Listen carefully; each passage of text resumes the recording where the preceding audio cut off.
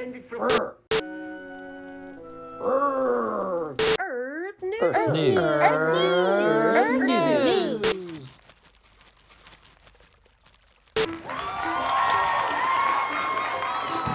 Well, hello. It's Earthie here, and welcome to another episode of Earth News. How much wood can a woodchuck chuck? I don't know, because this episode's all about beavers. Nature's own engineer, the amazing beaver. This little homesteader is the valley's #1 citizen. Let's go meet up with Dandi, our most eager beaver. Dandi? Thanks, Earthie. I'm here at Arrow Heights Park in Portland, Oregon on the search for beavers. I'm going to be joined by Bark's resident beaver expert, Meg, to tell me all about my favorite furry wet friends. Come on, let's go. Look at this.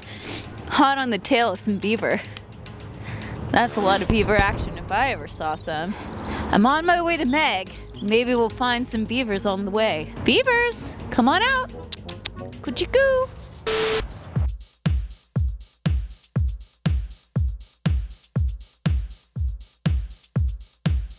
Meg! Meg, hey! Hey, How's it going? great. Just looking for beavers as usual. Awesome. This place is incredible.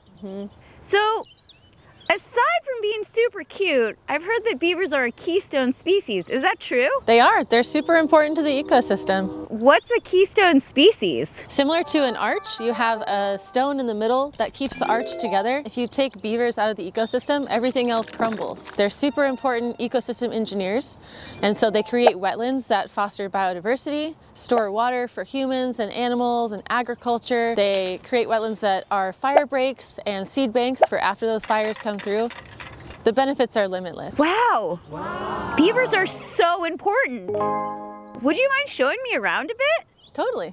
Damn! Is that a dam, Meg? It is a dam. You can tell because there's a muddy underlayer. All the sticks have chew on the end. You can tell they're from beavers, and they're facing the flow of the water. It's really cool. You can see how it's backed up the water. The weight of that water is pushing the water through the soil, through the sediment into the aquifer. It's filtering out contaminants. It's recharging that aquifer for later. So many benefits. Plus the ducks seem to really like it. So it's kind of like a Brita filter for the ecosystem. Exactly. Amazing. And refreshing. Wow! Is that from a beaver?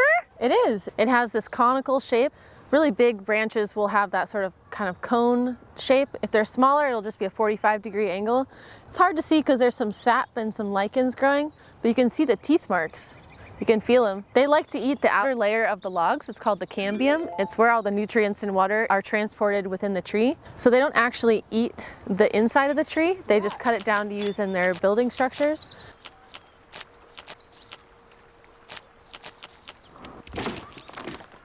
They build 3 kinds of homes. A lot of people think that they live in their dams, which is not true. The dams are not hollow. So they build bank dens, bank lodges, and lodges. So it's sort of a rank of fanciness. Are beavers romantic? They are. They're actually one of North America's few fully monogamous animals. They're so old-fashioned. They are. We call them bonded pairs or mated pairs. And they'll usually have 2 to 3 kits in the spring. So pretty soon here we might be seeing some kits. Who knows? It is so incredible here. It really is. It's great to have a park like this in the city. Yeah, Arrow Heights in Portland, Oregon. Who knew? Thank you so much for sharing all these awesome beaver facts with me today and giving me a tour. Anytime. I could talk about beavers all day. Well, Earthie, here's something for you to chew on. Back to you.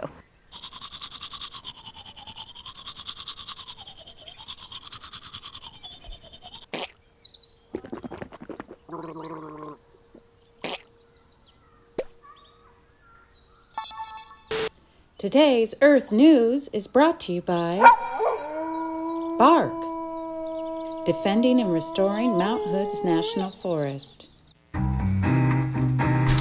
Welcome to Bark. Come on in.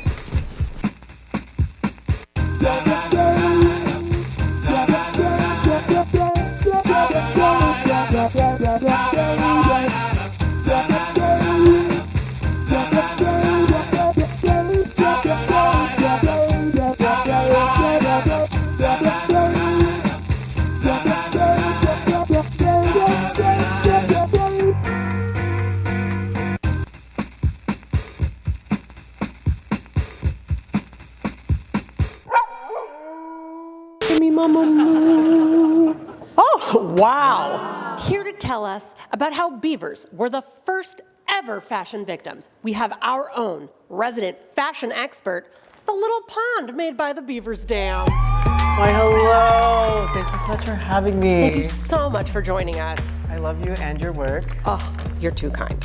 So, little pond, were beavers really the first fashion victims? Beavers were 100% the first fashion victims, and I know this because I am both a close personal friend to Beaver and I'm in fashion school in New York, obviously.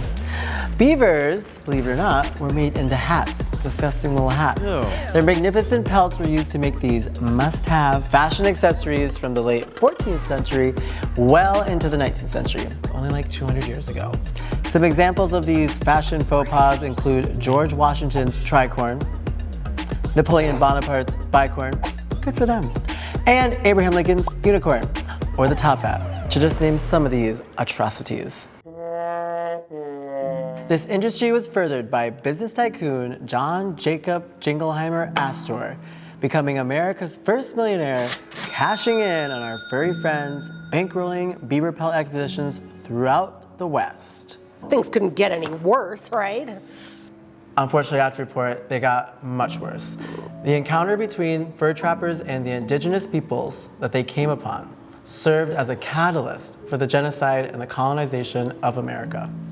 The decimation of the beaver population meant the West grew increasingly parched and arid, losing meadows, marshes, and wetland ecosystems that contributed to the bountiful flora and fauna of the West.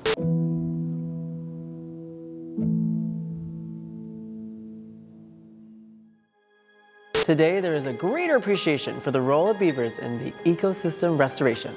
Beaver-assisted restoration projects have gained popularity as natural and cost-effective ways to restore wetland habitats.